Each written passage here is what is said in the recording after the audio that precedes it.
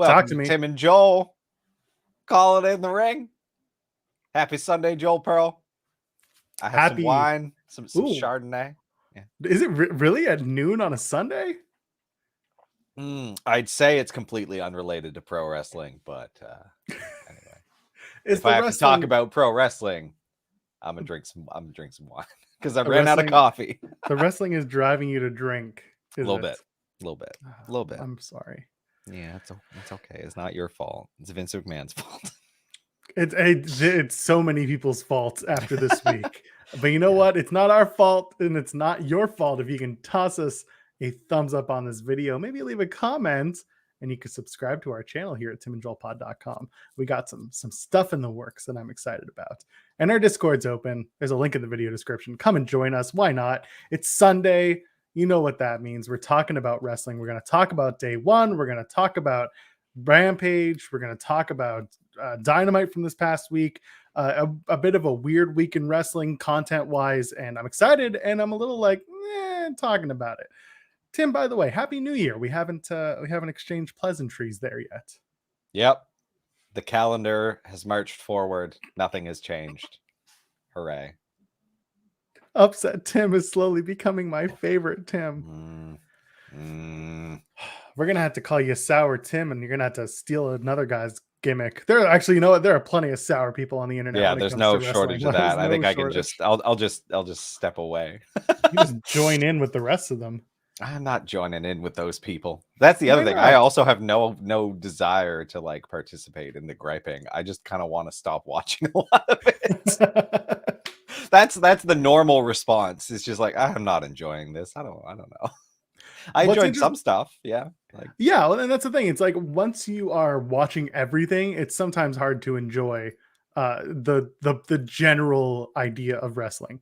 It's pushing me. It's pushing me. I'm telling you. I'll tell you what. I tell you what. You're gonna start selling wrestling and wrestling accessories. Yeah. No, I'd rather die. Oh man. Well, although if I were to make a website, I would manage credit cards better if I were to sell wrestling and wrestling accessories than some of the most popular companies doing so right now in a astoundingly pathetic feat of failure. Shout out to whatamaneuver.net, who are currently mopping up whatever Pro Wrestling Tees has screwed up because they know how to run a business. Truly pathetic in this day and age that you're storing unencrypted credit cards. It really just storing credit card information that way. Anyway, glad I never bought anything because I considered buying from them and now I never, ever will. Me too. That's how that and the fact that like they charge you an excess amount for shipping in Canada. To ship t-shirts is ridiculous. Like, and on top of it, you won't see the shirt until 6 months later, which at that time the wrestler is either going to be like on a completely different trajectory than when you were popularized by that t-shirt. Honestly, ridiculous. What a ridiculous company. Oh, I just expect better. That's all. Just expect the norm of literally any online retailer nowadays. It's so easy. What a joke.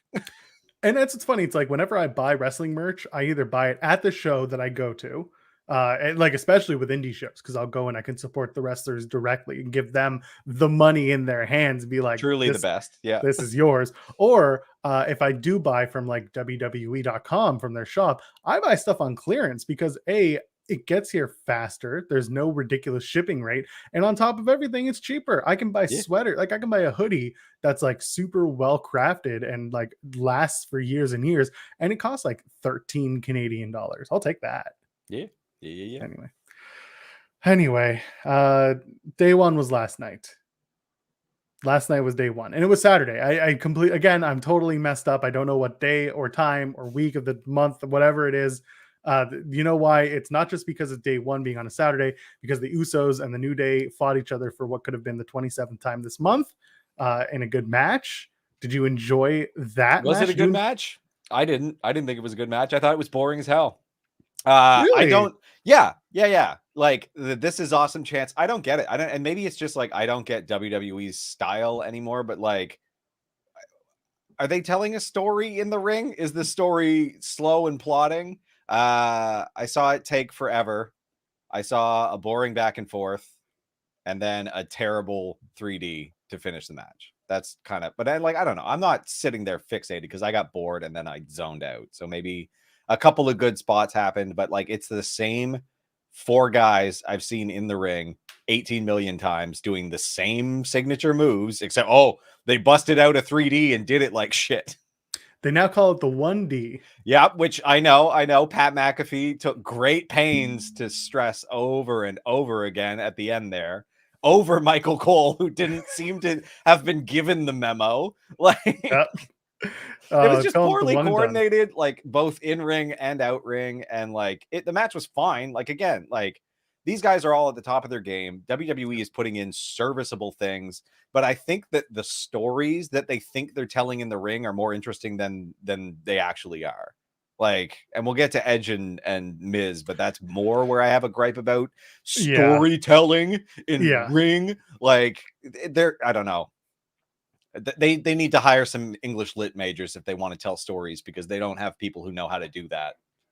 Well, you see, I was told that if you have 27 writers, that's too many writers. Do they have 27 writers? No, it's a stupid Tony Khan. Yeah, okay. Because I was wondering what that bit was. I saw one of them. And then, you saw Brian Gewirtz. That's the one. Yeah. And so I was like, I don't know what any of this means. Like, so Brian's a former head writer. He's with The Rock $7 now. He is like the top dog next to The Rock with $7 Productions. So when he tweeted that out, listen, he's still on good terms with WWE, obviously, and he worked for the company for eons, so he's gonna have a bit of a bias, but he's not wrong. Like, the company doesn't need to have a million writers to get it right. They need the right people listening and having the ideas put out there, because you're pitching to an audience of one, and that's been the line for years now. You're pitching to Vince, and that's it. Garbage. What a garbage way to write anything. Like, it is. Like, you're pitching to a man with the creative sensibilities of a toddler, as far as I'm concerned. So like, I don't know. It's not good. Needs more poop. Yeah. Poop and pushing people into pools. Oh boy. So like I love everyone. I love all those wrestlers. Like, and the match was fine. It's just like I just immediately get irritated when it's the constant "this is awesome." Like the crowd just like exciting themselves to, I get to finally say the thing in the city that this company comes to 80 times a year, because their main circuit is the South. So like, I don't know the last time they were in Atlanta.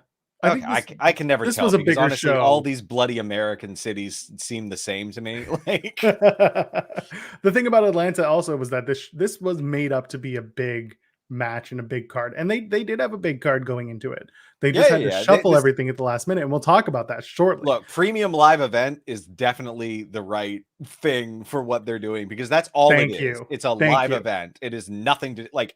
I was not entertained watching it at home. It was probably pretty fun to be at live.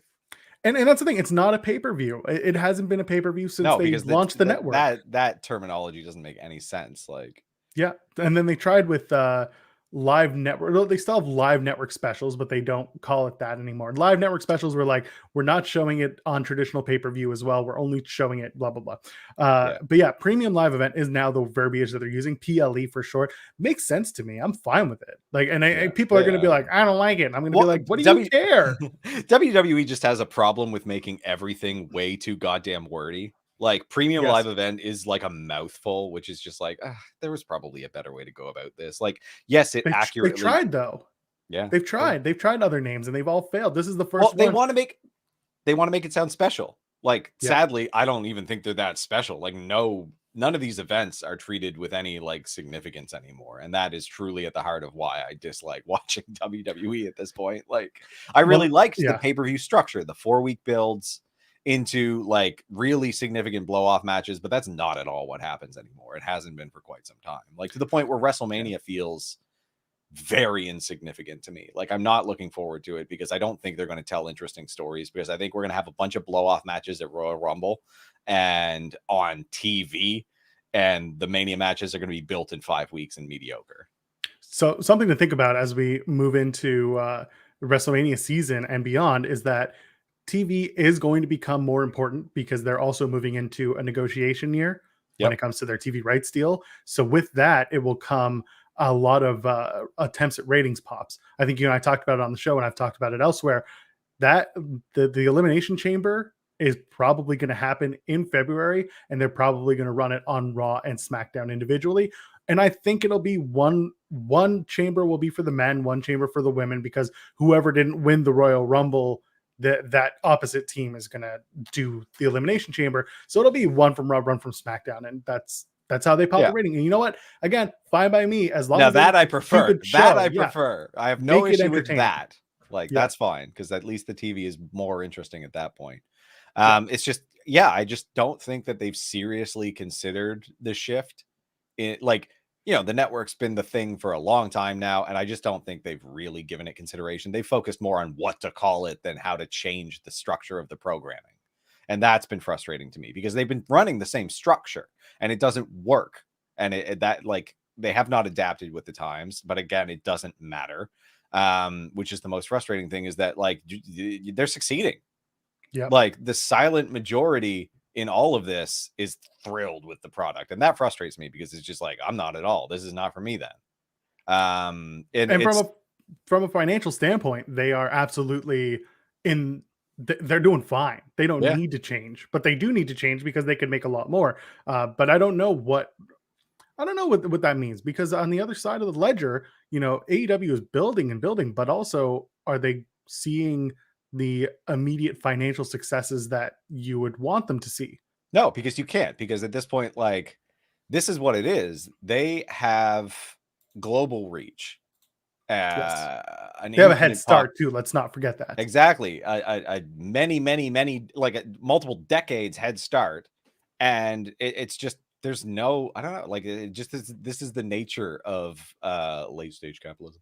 It's just they've absorbed all of their competition, and then they just have like all of the money and all of the power, and it just seems like there's, when you look at the market for this, this is what the drooling masses want, like, because they're succeeding. It frustrates me, because we look at our own videos, and the ones that perform best are the ones that feature freaking Goldberg. I still wonder what happened that time. But it's all of the nostalgia garbage. Like, and it's the people who don't talk about wrestling on the internet, because we get this skewed perspective of Twitter and all that, and everyone's pissed off about everything all the time and all that stuff. But like, no, by and large, like the WWE socials are crazy good. The things that do the best are all these stupid nostalgia acts and people like Brock Lesnar. Like, it's data at its saddest. And it's just like, this is the reality, is that this is what people want. It's, it's Netflix creating mediocre movies based on data, because the people, like, you clicked on it, you watched all 3 hours of it. Here's another stupid, what was that Batista, the zombie one? Armies of the Dead. Army of the Dead or whatever. Yeah, they've made another sequel unrelated with no zombies, but you clicked on it and you watched all three hours of it, and it doesn't matter if you gave it a thumbs down at the end, because you were on the platform for 3 hours. So like, Mod Tim pointing out Tim railing against nostalgia acts is my favorite Tim. It's just like, again, like, I don't want to see old men moving slowly in a ring. This is a young man's thing. I want to see people in their prime. They had their moment in the sun. Like, and the roster feels so just empty. And the storytelling is devoid of any intelligence at this point, because the people that, like, it's like Marvel in China. You don't need to understand the language. You just want to see the big flashy dumb thing, and we'll concede to that. And it doesn't work for me, and that's fine. I just wish I could walk away a little bit more from WWE, but here we are. So I agree with almost everything you're saying. And I'll color it a little bit further with, what's going on in Hollywood right now, where most of the studios and most of the producers are being told, we don't want original ideas. We want nostalgia, and we want reboots, because that's what sells. People don't like new things. And Kira, let's tie it back. We were just talking about PLEs, premium live events. People immediately saw it and they were like, nope, don't like that. And it's like, why do you not like it? It's the name they're using for an event. It's not like they're actively telling you, we're going to charge you more money for what we're showing you. We're literally just rebranding the silliest little thing that we show every month. It's a dumb thing to care about because, again, like, just the term pay-per-view is just factually incorrect. So, like, chill out. Like, also, pay-per-view isn't like, it used to mean something. Now it's meaningless. So them continuing to use it is even more ridiculous than saying premium live event. So, like, I don't care about stuff like that. It's just like, yeah, I don't know.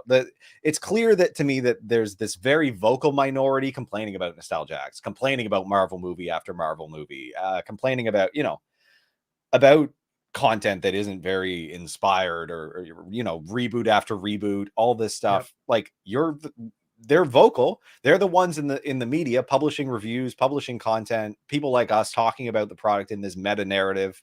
But they're a significant minority, and the data continues to reinforce the fact that no, you want the same bullshit shoveled into your mouth over and over and over again. And just because you're one of the dozen of people that don't, doesn't matter. It's not going to stop. It's going to be the same stuff because people keep going to it. People keep watching it over and over and over again. Like, they just don't waste their lives commenting on it. Meanwhile, on Monday, Goldberg's coming back, most likely. Of course he is. Yeah, because like he pays the goddamn bills. People want that old ass man who is what, 55, which is an octogenarian in wrestling years. He's gonna move that bulky, enormous frame. He's gonna do the punch, the axe kick, and get gassed, and then walk down to the ring. Yeah. And you're gonna eat it up. You're gonna, like, it's true. We might not, the people on Twitter might not, but the people by and large are gonna click on them YouTube videos over and over and over again. It's true. And again, like, this is I'm gonna draw the line across to AEW where we have the same thing with CM Punk and Sting, and this isn't an attack. This is very much just noticing that those do big numbers because people recognize those names. The people who were watching wrestling and dropped out and came back to AEW, they like CM Punk because they liked what he did during the time that they were watching wrestling. And Sting was also part of their childhood. And it makes sense. Again, not a shot. And it's really obnoxious that I have to say not a shot because I don't want AEW obnoxious tribalists coming into our chat or on Twitter being like, "No, you shout all over AEW, but not WWE." We just spent the last 5 minutes explaining why WWE has this problem. It all sucks, man. It all sucks. And like, either AEW way, is just as guilty of it. Like, the biggest point here is that building new stars is, yes, tough, but it has merit, and there is a payoff in building new stars. The problem is they don't know how to do it anymore.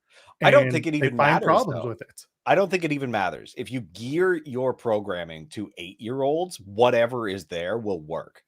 Yes, like, of course. In 20 years from now, it'll be your Drew McIntyre, your I'm trying to think of another, like, there aren't many. Whoever the hell is on Liv Morgan, whoever the hell is on screen, fine, doesn't matter. It really doesn't, because could be Madcap Moss, because, like, if it's just about nostalgia, like Transformers wasn't good. It was a crappy it was a 20-minute ad when it was on TV. I loved Transformers. Exactly. And so that's what I'm getting at. Kids aren't smart, and they're really susceptible to marketing. So, like, you just throw something on TV and you'll imagine it is good, because it's just what human beings do. We look to the past and we think that it was super duper rosy and great, but, like, that it doesn't matter. That might not be true. It's a coping mechanism. Like, you don't look to the past and think of pure misery, because your brain is just good at editing all of the normal stuff out. So, like, it doesn't matter. Whoever's on screen, if they're putting people on TV and they stick around for 20 years, then they'll be the nostalgia acts of tomorrow. I don't even know if there are exceptions at all, because as big as Braun Breaker and Tony D can become, it's up to the whim of one 76-year-old man who can be like, yeah, they're okay, I guess. Put him in the ring with Brock. And then that's it. But I mean, like, Big Papa Penguin got that perfect kind of summary there. Those are the pops for the future. Absolutely. I don't even know about Drew, but definitely we're getting there with Randy Orton now. Oh yeah, Randy. I mean, Randy Orton is a living legend. He's been doing it for ages. Yeah. So anyway, let's move on. Let's talk about Drew McIntyre, Madcap Moss, a match that had no business being as good as it was. Let's face it. It was good. Yeah, it was really good. Well, I mean, they're talented, but they're, Drew is in his peak. Yeah. Madcap Moss is young and like hungry. I'm not surprised when those matches go good. It's just, you know, WWE is just bad at picking who should be the focal point, but they do have good scouts and they hire very, very talented people. Yes. So like they're just bad at choosing who's the focal point. And at this Yes. point, like, yeah, you're throw this together. We'll do it quick. Oh, what the hell? It's great. Of course it's great. Drew McIntyre wins the match. Later on in the night, as he's giving a promo, Moss and Happy Corbin take out Drew McIntyre in a pretty brutal way. They use a truss and a chair and they knock his neck. And apparently, according to Fightful Select, that is the beginning of writing off Drew for legitimate injury, that he's getting checked out. Yeah. So it looks like we'll be without Drew McIntyre, at least for the interim. What that means for Moss and Corbin, no idea. Probably they'll tag team up and they'll go against the New Day. Yeah, I mean, what they should be doing is patting themselves on the back for taking out someone like Drew McIntyre, former WWE champion, right? Like, you can write that. You could, like, I don't know. WWE is extraordinarily injury averse for you know, obvious reasons, because it's a money thing. But like, I don't know. You should be so afraid of injuries in wrestling because they're tremendous story fodder and tremendous return fodder when people come back. Like that's a big pop. So. Yeah. Let's move on. RK Bro takes on Street Profits with the Raw tag titles. In an ad for the Migos. Migos comes out with Randy, with RK Bro, and a lot of people were like, why aren't they coming out with Street Profits? I was one of those people, and then I realized someone dug up an old tweet of Migos with Randy Orton in an airport, and they've always been fans of each other. So I wish they had said something more on commentary to draw that connection, but they didn't. And then we just had a solid match. It looks like, honestly, I think they're going to turn the Street Profits. I think last night they were this close. They kind of teased it and they didn't do it at the end of the match. But I think on Monday, I think we'll start seeing a new Dawkins and Tez. They were like, you know, they're more aggressive and different hairstyles and different facial expressions. So it's like, When I saw Ford on Monday come out and he's got the full beard and now he's doing the cornrows, and I was like, okay, this is a good look. This is a nice look. I think something's maybe in the works. Dawkins looks the same. He always does, but you can easily do something different with Angelo Dawkins' look. The two of them, though, in the match, they were working heel. They were working pretty heavy. There's also the risk that they just split them. Angelo Dawkins gets shoved into the, 24/7 hunt and push Montez forward. Stop it. It's a possibility. I think they're very high on Montez. I think they're very high on Montez Ford. I don't think they think of anything of Dawkins, which is a shame because they're tremendous together, and I think they should stick together. I think you might see Ford get a push. I agree with you, but I also think that if they are a tag team that has backstage swagger or balls or anything like that, they can say, don't do this to us. If they can prove their value financially, if they know that they're making money for the company with their merch, then they can maybe get some advocacy behind them saying, don't split us up, just keep us together, but like maybe have us go on our own track and then we can come back together. Don't do the usual WWE tag team breakup BS. We'll see. Yeah. I don't disagree. We've talked about it on this show a million times. It shouldn't happen, but yeah. Yeah. Exactly. If they have the balls. Let's move on to, and again, match was fine. RK Bro retains. I still think it's RK Bro versus Seth and KO at Mania. I think that's the play. I think that'd be a great match. Like I support wholeheartedly if that's where we're going. If Alpha Academy doesn't get next, then it's going to be heel Street Profits versus RK Bro at the Rumble. In my brain. That Brock Lesnar promo with Kayla Braxton. That was the best Brock Lesnar promo I've seen in a long time. When he comes out and he just says, my name is Brock Lesnar, does it exactly like Paul Heyman, says he's going to do what Brock Lesnar does. And then he says, that, my folks, is a spoiler, winks at the camera. That's nightmare fuel or not, depending on what you feel. And then he walks out of the frame. Did you like that promo? Was it fun? Yeah, for you? Yeah, it was fun. It was fun. Brock's fun right now. Like I like Brock. It's just, I wish Brock had more stamina. And I wish that they, or he would just commit to something rather than being a part-timer. Because I just hate the part-timer thing. Shouldn't be a thing. In an industry where people bust their ass to get to this point, part-time shouldn't be a thing. But whatever. I agree. And Brock's working more lately. His deal, I don't think, is a per appearance deal. I think it's a legitimate, like, Yep. we're paying you, you're coming in now. I don't, but again, it's not a weekly thing. It's just a, I don't know. That's the thing. Brock ebbs and flows when it comes to his commitment to this. I hate the champion not being on TV every single week. That's dumb. It's dumb to me. So like, if he's here even for every single week up until Mania, totally on board with that. It's just like, if he's going to show up to one Raw before the pay-per-view at some point and it's a big hyped deal, I'm not here for that. I'm tired of that shit. I have a feeling he'll show up more because it's Mania season and because he knows that it's part of the deal. Yeah, I think at best we're getting two per month though, which is again insufficient. Like, it should be every week.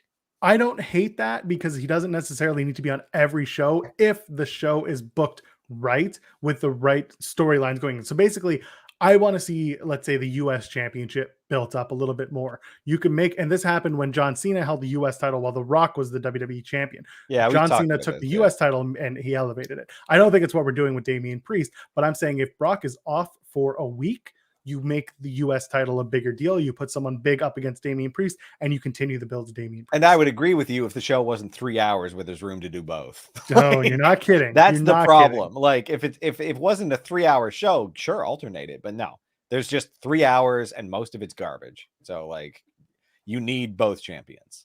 And they just don't do anything with the US title when they should be. Let's have it. Edge versus Miz. So, not the match I expected. Okay, so once again, the nostalgia act, Edge in the Brood. Whoa. I did not like it. What drives me nuts about this is like, do the Brood entrance or don't. And I was like, oh, they're just doing the Brood entrance. Perfect. This is better than SummerSlam for me because I hate the awkward shift into modern day Edge entrance. It's like, do one or the other. I don't care, but don't do both. It doesn't work at all. It's so dumb. Those sunglasses on Edge look awful, by the way. Yeah, well, you know, he's an old man cosplaying what he was when he was in his 20s. So whatever. So I agree with you. I didn't love that. I wish they just kept that SummerSlam entrance at SummerSlam. Left it. And it's SummerSlam. You can do a special little thing. It didn't grate me as much because it was short. Like, it was a very short thing. And then he went into on this day. Yeah. But this time they dragged the damn thing out and then awkward silence. Cue music. Cue pyro. On this day. Not the first time that happened in that match either. We'll get to that in a second. Miz comes out with Maurice. Maurice is holding a clutch, and this whole time I'm like, oh, she is going to use that purse, and that's going to play into the finish. And this was their terrible story they were telling. Yes. And what is the narrative? Will Maurice interfere in the match? Probably. Of course she will. That's what happens every time. Stop it. This match is slow. Do bigger spots. I don't care if Maurice interferes or not. I don't care that Maurice is there at all. She is uninteresting in this scope. Like, again, they ruined a lot of the story with the Miz and Maurice when they had her on the cutting edge and everyone just saw through what was going on and they just said, all right, forget it. They're a couple again. It was all a ruse, but we didn't really do anything about it. They could have easily played this out till last night, have Maurice come out in the middle of the match and join up with Miz again, and then do the finish that they did. And that would have been much more impactful than the BS that we saw. And this is what I mean. And then Beth showed up, and this is too fast. Like, this is what we were talking. We gave them an excellent arc all the way to WrestleMania, and they're doing it, but they're going to blow it off at Royal Rumble, and it sucks. Yeah, and it's being pointed out in the chat. And I went back and rewatched this just because I knew I saw it on the watch along, twitch.tv/FightfulGaming. But I didn't have all the sound on because I was talking to people and watching GCW and watching day one. So I rewatched it this morning, and holy shit, Beth comes out and she's mean and she's angry. And she's got her hair done, as Cher Delaware pointed out, in a way that makes no sense for this situation. And she waits and she waits and she waits, and then her music came out. Who cued her to go out that early? One. And two, will they fire that person? Probably not, but they should, because then they play her music and she comes stomping down the ramp and she's upset, and Maurice is having none of it. And then she does nothing. She should have gone after Becky, considering her husband home invaded them. Like, should be, absolutely. What is going on? fuck? It just doesn't. Yeah, I doubt it. No, probably That's not. one and done. Yeah. Yeah, Beth the grunge rock star. I think that's closer to hair metal than grunge. Veg. She was veg. She was veg. Yeah. Oh boy. So the clutch was used. They used it that brought in Mamma Mia, what a surprise. Yeah, so Maurice uses the clutch and smacks Edge, and then Miz hits the skull crushing finale, and then Edge gets he kicks out before the 3. They do the Beth thing. The other narrative focal point. Oh, close pins, which was anyway. Oh my God. It was just not a good, grunge rockstar who put out a country album earlier late last year. It's a good point. A grunge rockstar who overstayed their fame is what that sounds like. And now they're calling them the grit couple, which kills me. I think it's hilarious and so silly. So anyway, Edge gets the win. Not what I wanted, not what I expected. Match was not with great. No significant high points, like sloppy moves here and there. Tired men doing tired shit. And tired crowd. They weren't having any of it. Rightfully so. It wasn't working. No, it sucks. I really expected more of this. They just don't have it. It was a 20-minute match almost, and it plodded along. We sat there. We were watching We were watching GCW because they were doing the Battle Royal main event at the same time. We were listening and paying more attention to that. I know. I heard. We were anything else. I actually tuned in a little bit for that, and I heard that the focal point. I keep saying focal point. The focus was on the GCW show, which is like, maybe I should just be watching GCW. Like, I mean, I do recommend you watch GCW. It's quite fun. It's an either or, Joel. It's an either or, and you don't want to give me that either or. We can talk about GCW, but I do not want to talk about WWE ever again then. Hey, peek behind the curtain. I'm talking to people to bring in more GCW content on this channel. So there you go. Right. There you go. Yeah, so they're the grit couple versus the it couple. That's what's coming up next. It's fine. And yes, the GCW Battle Royal was, in fact, better than that match. Let's move on. Becky Lynch versus Liv Morgan. So I had to go back and rewatch this match this morning because I had people putting it over to me. Yeah, I also read a lot of excitement about it. So I paid more attention to it than I did about a lot of things. Yes. The match wasn't bad. I don't think it was this classic bad. It wasn't bad. Liv did incrementally better than she has in the past. I'll give her that. The Raw announce team pissed me off more than anything in this match. Tell me. Liv Morgan sucks ass at drop kicks. And they called it both of her drop kicks beautiful twice. The second time, someone tried, I think it was Jimmy Smith who called it like beautiful the second time. And Corey Graves was like, oh, I don't think she got all of it. And it was like, yeah. Because she didn't get all of it on either of them because she can't do a drop kick, it seems. So, like, she did a lot of good stuff. That power bomb was excellent, as everyone has pointed out. Good thing. Yeah, it's fine. The arm stomp stuff was fine. She's still kind of slow. Like, her knees are slow. Everything's slow, and it's just her knees are slow. Well, the like run to the corner, jump up, and knee in the face, where she doesn't. Yeah. She's so scared of kneeing anyone in the face that it's boring to watch. Like, I mean, you don't want to knee the goat in the face. That turns into problems. Well, you know what? Then you fight each other, and I enjoy it a lot more. But like, Liv was fine. She is getting better and better. I think she has a place on the roster. I don't think she's bad. I think she definitely needs to work on her promos. Yeah.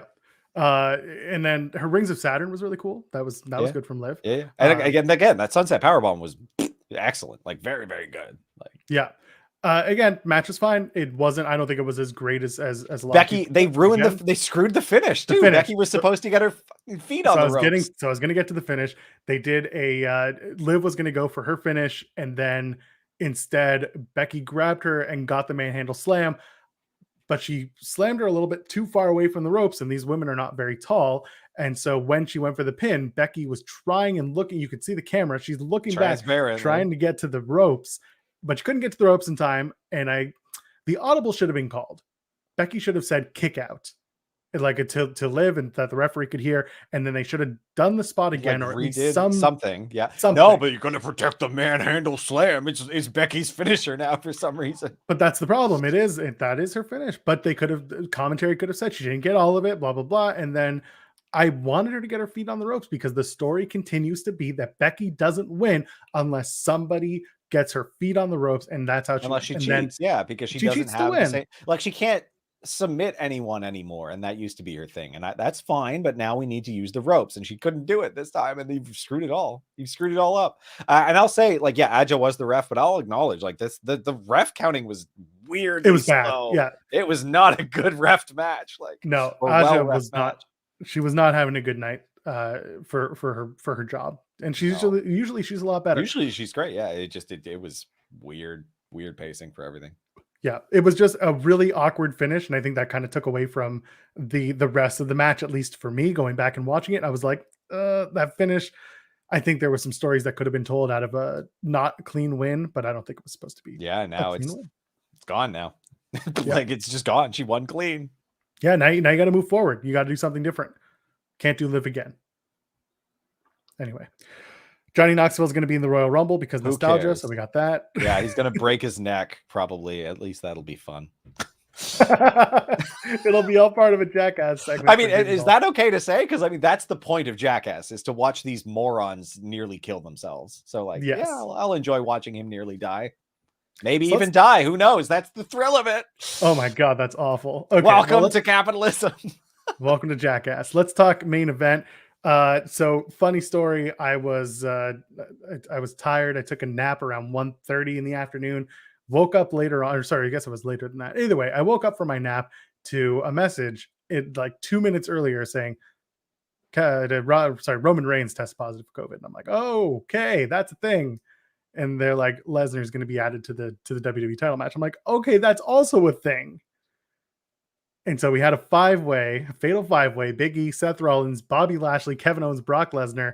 And the first thing I think of is poor Seth, and I put it on Twitter with the match graphics. It was the Big E versus Seth, and then Big E, Seth, and KO, and then Big E, Seth, KO, and Bobby, and then the five-way. I had a good laugh with it because that's funny. Really fun. It is very funny. And like, you know, if you were talented at telling a story, that's hilarious, and you can use the hell out of that. But they're not. And it should have been Seth. It's going to be KO and Seth in the tag team now. Yeah, exactly. Sorry, I'm going to bring up Noob and Co. Going back to Becky and Bianca at WrestleMania. I want that to be the play for two reasons. One, I think that is kind of where we're going. I want to see Bianca Belair actually win the Elimination Chamber instead of win the Royal Rumble. Yeah, I don't want to see 2 year anyway. Yeah. And then on top of that, I want to go back to everyone who kept saying, "Oh, we can, let it play out, let it play out." Then they say it, kind of tongue in cheek and ironically about this. I mean, yeah, we let it play out. And look at this. Bianca just won. I will solidly be on the side of it was not worth it, and it made her look like crap. And this dewdrop stuff has not been good. I think the dewdrop stuff actually worked out in the end. Didn't like it at all. Anyway. That's fair. Again, subjective art form. I liked where it went. Agree to disagree. It's fine by me. We're not here to be on each other's side 100% of the time. But no, I think that we are going back to Bianca and Becky for the title. That's what I think. Where Becky does win back that title. Where Bianca wins back that title. Please no. Oh my God, that would be bad. No, if Becky retains, oh boy, that'll be start fire on fires the timeline in Houston. So fires on the timeline happen when Brock Lesnar gets inserted into the match, and it's a 5-way. And you know what? Okay, hold on. Brock Lesnar gets inserted in the match, and this match accounts for, like, although the match itself is very, very short, this match accounts for at least like an hour of this entire program, because they go to every single competitor and they do an interview only after airing a 5-minute video package for every single competitor. Yes. So we talked off air about the video packages. They are so well put together, especially if you're someone who's not watching the product. I wish I was exclusively watching these video packages and not Raw and SmackDown. It becomes part of the problem, is that we're like, we invest our time and then we have to sit through these promo packages all over again. And that's kind of a time waster. Yeah. The match itself goes 9 minutes. It was a sprint from start to finish, which I loved it because they really told it in like the fastest possible way. Scramble to get the pinfall, because like that's what it is. Like you're just trying to eke out a victory. Like you're not competing here. You're trying to out squirrel somebody else, because that's all it is. Like they might as well throw the championship into a big mud pit and have them all just whoever grabs it first wins. Like that's what this type of match is, which is fine. I didn't mind that. We put the WWE title in a vat of gravy, and then we watch you scramble. Boom! You tie it in with KFC, and you've got yourself a big payday. Oh my god! What do they call it though? Who gives a shit? No, I don't think they can call it that. No, you don't think so? No, probably not. They call it like the chicken bowl. I don't know. Oh my god! Yeah, the chicken bowl. There you go. Oh my god. Okay, so the match is mostly people at the beginning trying to take out Brock Lesnar, which we expected, which I appreciated. It just seems like a good strategy. It's what you always does. That was the SummerSlam 2017 main event. It was great. Kentucky Fried Fuckery. Damn it. Oh, it's not marketable, but it's so good. Like that's absolutely perfect. If they if they had the balls, they do. Thank you for bringing that back. Oh my goodness. Oh boy. Okay. Yeah. So I like the your favorite spot. I know you love the spears through the barricade, but they did it again with Bobby Lashley spearing Lesnar. What Bobby Lashley do now? That's right. And you know what? He almost took off Lesnar's head because the back of his head landed on the table. I think it was the table where the bell is, the ring bell. Yeah, the ring bell. So it was fine. It was good. I liked it. And it was just transparent. Well, I don't know. I'm concerned what they're setting up, but anyway. We'll get to that in a minute. Yeah, exactly. A lot of this match was KO and Seth working together, which again just plays into what we've been talking about. They're gonna do a tag team.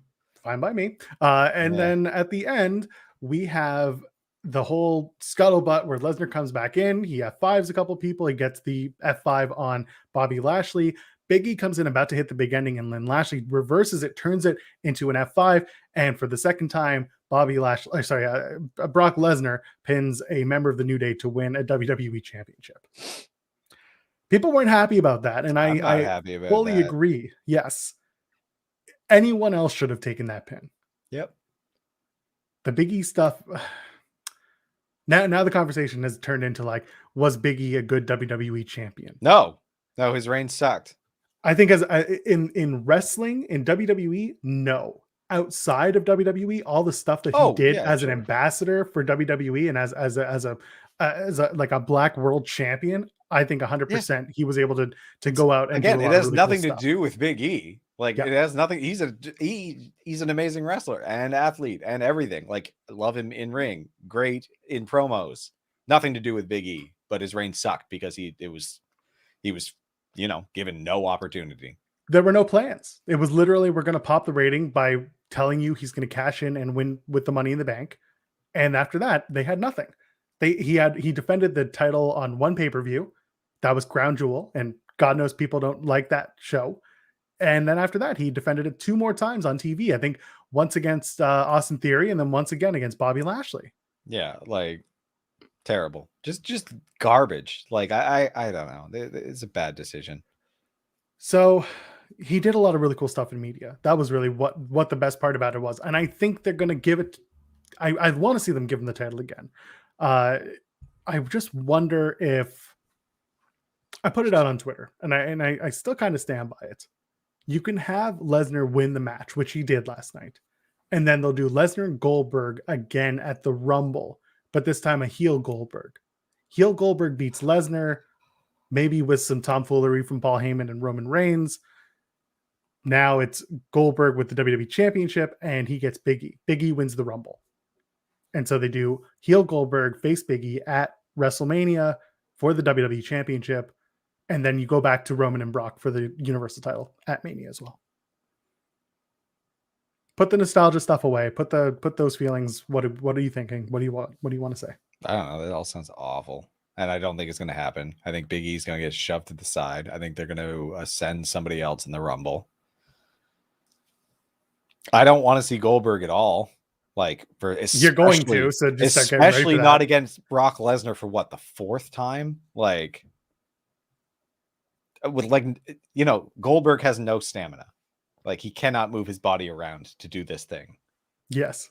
Brock Lesnar has no willingness to do this thing for more than 9 minutes. So like, do you shuffle him down the card and give him Damian Priest? no, like, I don't know. I don't know what you do with him. He needs the title right now. Like,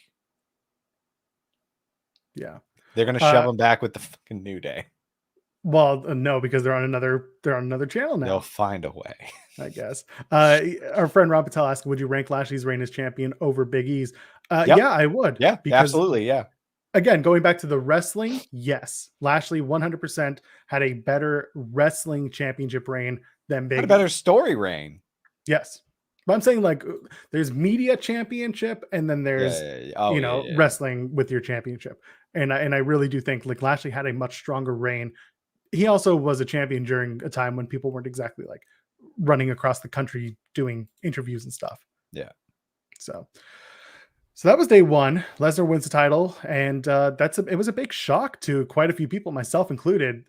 I wonder if, considering he wasn't even in the match, that was clear audible. It's like, yes, 100%. It was a make good for that crowd. Do you think that things would have been different had Roman and Brock happened? I think he would have beaten Roman. Yeah, I think that was really. The plan. Yeah, I think so. I don't know about that. I think so. I think they just freaking love giving Brock Lesnar the title for nostalgia reasons, and again because his name gets clicks, I guess. Yeah, it's very strange. Well, you know what? We like getting clicks too. So how about tossing a thumbs up on this video? Huh? Like that transition? Huh?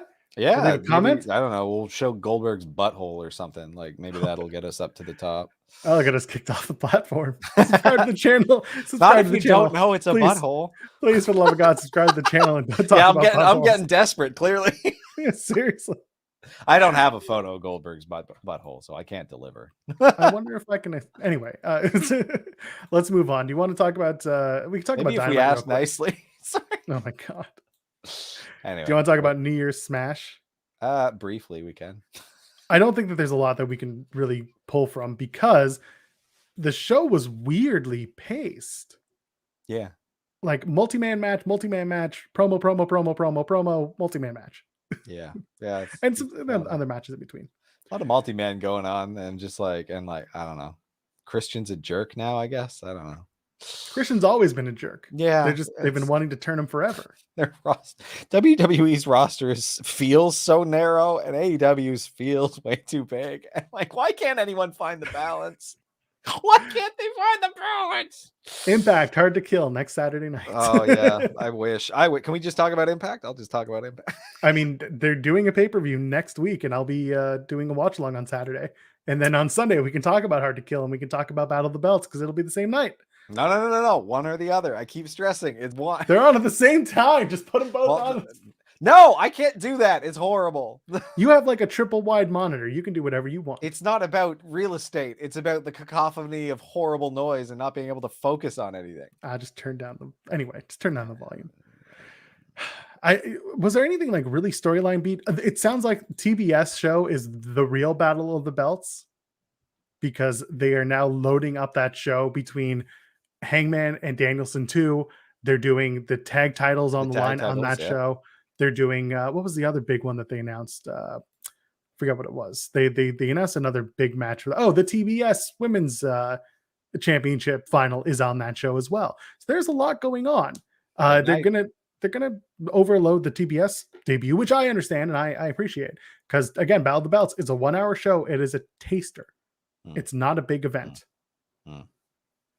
What else? Okay. So what happened on Dynamite? We had 10 people in the ring to set up the tag title match. We had Chris Jericho return. Woo. Okay. By the way, earlier in the day, I love that everyone was like, "Oh my God, it's gonna be Mox. Mox is coming back to save his buddy Eddie Kingston." And I'm like, "Hey, remember a few weeks ago when Chris Jericho got taken out by the team that Eddie Kingston and Santana Ortiz are facing?" Yeah. Man, get the basics down, y'all. And then what happened? There was I'm just going to go back. By the way, Christian being pinned by FTR, I liked that. Yes, agreed. FTR looks strong. Christian Cage has nothing going on. It was the right play. I like that. Let his ass get pinned. Yeah, exactly. Yeah, Adam Cole, Kyle O'Reilly. Will they? Won't they? Who's gonna? Who will Adam Cole pick? Yeah, okay, that continues. His best friends, the Young Bucks. They're gonna put him on a pole. They're gonna put Adam Cole on a pole.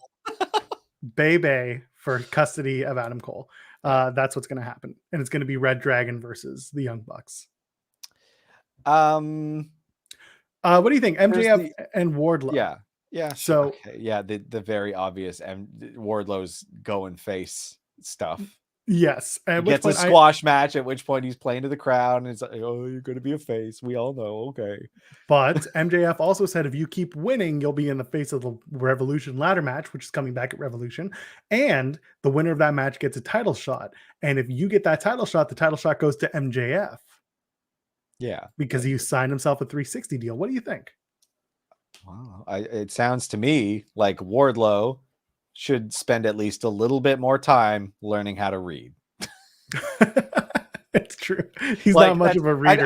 I don't think much of Wardlow if that's the situation. Like if that's the narrative beat of it, then it's just like, oh, so Wardlow's a freaking moron. Like, got it.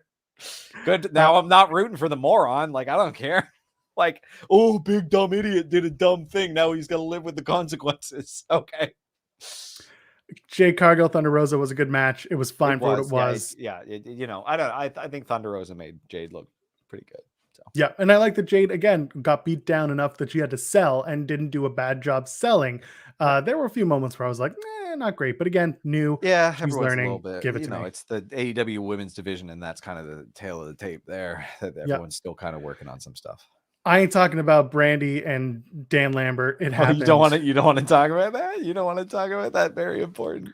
I've got a black belt in not paying attention to that segment. CM Punk comes out of Bailey's place. It had like two funny bits in like an extraordinarily painful entire situation. A black belt in cringe is what that was. It was not good. It was great. Awful garbage. CM Punk is like, hey, MJF, you're a troll. You're not like Piper, blah, blah, blah. Boy, am I tired of that CM Punk already. I didn't know what to say. No one came out. That was that. I'm sorry. I'm trying. That's it. Like, this is not what I expected of these two, and I'm bored. Sorry. We did completely go past Ace makes Mercedes Martinez, who, by the way, I'm a huge friggin' fan of. Yeah, I completely forgot. What did I miss? Mercedes Martinez took out Thunder Rosa. Okay. I was wondering who Jade's friend was. I skipped through a lot of it. So Merc is now thank God, part of AEW. I said it when she was released. Yes, she is the player coach that the women need in AEW. I'm a big fan of Mercedes Martinez. Very good, yeah. Very happy to see her make her debut. I want to see Mercedes Martinez and Jade Cargill win the non-existent women's tag titles in AEW, but then I want them to beat FTR and become the AAA tag champions and go over to Mexico and beat the shit out of everyone in AAA. Yeah, that'd be great. That's never going to happen. No, not with that feeling. I do. Yeah. Anyway, so that was that. I'm a big fan of Mercedes Martinez coming in. And we also still get Mercedes versus Deonna on TV in the Impact. So big fan of that. Mercedes Martinez is the true Forbidden Door. Dante Martin versus Powerhouse Hobbs is going to happen again. Sure. And then this is my favorite part of the night. My second favorite part of the night. They're like, for the first time since losing his TNT championship, here's Sammy Guevara in picture holding the signs like he did in 2019. Boy, did they really fuck that up. Yeah. And all it is him saying, I got beat and I won another championship reign. That's it. Cool. So I think that also Sammy Guevara is a very dumb man. that's my takeaway. I don't think he's a very smart person. No, but anyway, Tony Schiavone interviews Brian Pillman Jr. I thought that was going to introduce Brody King. No, because Merc made her debut instead. Instead, we had the lights go out. Aleister Black is there and he's pointing ominously. And then the lights go out and they come back on and they still have the camera on that top shot as Malachi Black is like casually walking to the back. Well, I did good today. I'm going to go have an ice cream. My work here is done. Thinking that the camera would not be so damn stupid. Keith Mitchell's final night. That's a 40 years in the industry, and that's how he gets to go home. I love that the if you look at the AEW review, the arena lights turned off and Malachi Black appeared out of thin air. He stared at Pillman, the lights turned on, and Black was gone after sauntering to the back. Anyway, not at all what happened. Little revisionist history there. Oh, fun stuff. Anyway, again, the show was just weirdly paced, and then we talked about the main event. Red Dragon and Adam Cole Bay get the win. They beat Best Friends, which sure, okay. And the story is still, who loves Adam Cole more? Yep, I do. I don't care. I feel like you could all get along, but I guess not. No, I don't know. I figure that it's going to end up being like O'Reilly and Fish, maybe, which I kind of don't want. We'll see. I mean, that was the original. That's Red Dragon. Oh, okay. That is the original team. Let's talk about Rampage real quick. Yes. Darby and Sting versus Anthony Bowens. Fine match. Don't have much to say about it. Fine match. Who cares? No one cares. Darby Allin did a middle finger because he's an edgy, brooding little baby boy. Love it. Street fight. This I care about. This match I care about. The street fight. Yes. Anna Jay, Ty Conti versus Penelope Ford and the Bunny. First of all, I say it every single time. If you are sleeping on Penelope Ford, it's time to wake up. That match with these four was great. Blood, thumbtacks, tables. So the tables were funny. I enjoyed the attempts at having tables. I mean, they got the one table spot in the ring. The one where it wasn't good though. Knees. Oh, that was just because she threw herself back. It worked. It's fine. It was fine. It worked. But the double knees, I think, was improved by it not breaking. That was entertaining. Yeah. Brutal is the word. It was an excellent match. Should have been the main event. Don't care what you think. That should have been the main event. Just calling other people not very smart. Ty Conti gets hit with the sugar glass bottle. Blades here. Bottle hits over here. Oh, I didn't see that, but yes. Yeah, I was just like, that's not sugar glass expensive. You should probably really make the most of it when you anyway, he's a billionaire. Who gives a They got all the money. What are you talking about? Yeah, exactly. I love the finish.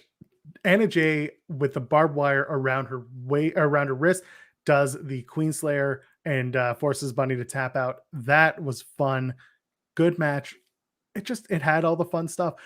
Even Bunny slipping on the thumbtacks. People were like, "Oh, what a botch!" And I was like, "No, dude, I love it." Botch. That was hilarious. That was like on purpose. She introduced the thumbtacks. It's on her to mess it up.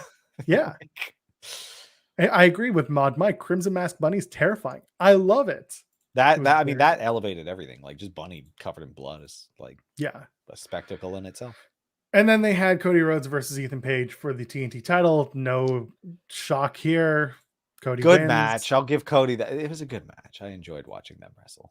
Yeah, it was fine. And then at the end, the crowd's already booing him, and does the Tiger Driver 98 with the 2 crossroads to finish. That's the new Cody line until he finally hits that pedigree one day on Hook or something. He's a heel now. I think he is. He's doing it. It's happening. It's going to be the slowest heel turn in all of history, but that's where he's going. We got through it. That's Rampage. That was Dynamite. We talked about day one. We talked about marketing extensively. That's what this show became. WWE's marketing plans. More Goldberg content next week. That's right. On Wednesday, we'll be talking about Goldberg. Exclusively 1 hour of Goldberg. We're going to do a Goldberg retrospective. Oh my God. Okay. So he was fit and sucked, but pushed. 20 years pass. Now he's not fit, but still fit, but he's so big that he gets gassed.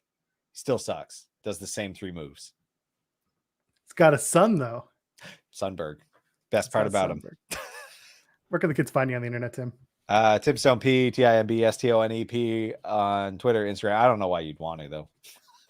I might like your stuff. There you go. If you tweet and it's not stupid moron garbage, I might give it a little heart. That's what I do on Twitter. There you go. timandjoelpod.com. That's where you can find this channel, at least for now, because we're working on some cool stuff for 2022. I'm at Joel Pearl, JOELPEARL. I'm looking forward to a good year with everyone, our friends, new and old. Go ahead, subscribe to the channel. If you're listening in audio, drop us a 5-star review. We appreciate you. We appreciate you and your friends getting into our ears and into your ears. And ladies and gentlemen, friends beyond the binary, we'll be back on Wednesday at noon Eastern to do a new one. We'll see you then. Cheers.